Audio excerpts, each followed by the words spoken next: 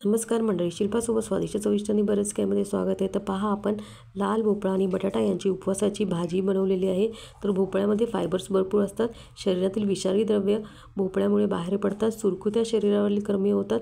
रोगप्रतिकार शक्ती वाढते. केसांची वाढ देखील होते. रक्तदाब नियंत्रणात होतो.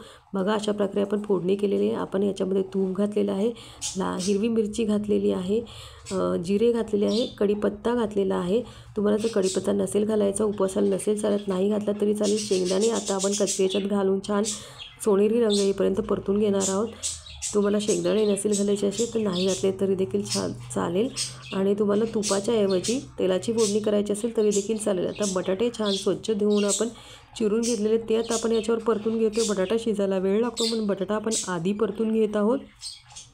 पहा, अशा प्रकारे बटाटा आपला परतून झालेला आहे.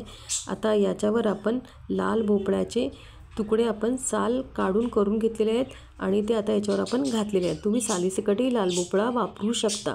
बटाट्यातील सी विटॅमिनमुळे रोगप्रतिकार शक्ती मजबूत होण्यास मदत होते.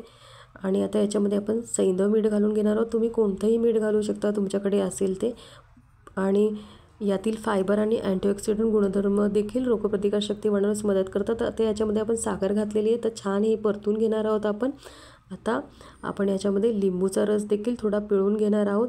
अनेक लोकांना वाटते की बटाट्यामुळे वजन वाढते, पण तसं नाही. बटाटा वजन नियंत्रणात ठेवतो, कारण बटाट्यांमुळे फायबरचे प्रमाण जास्त असते. त्याच्यामुळे लवकर आपले पोट भरते, सारखी भूक लागत नाही.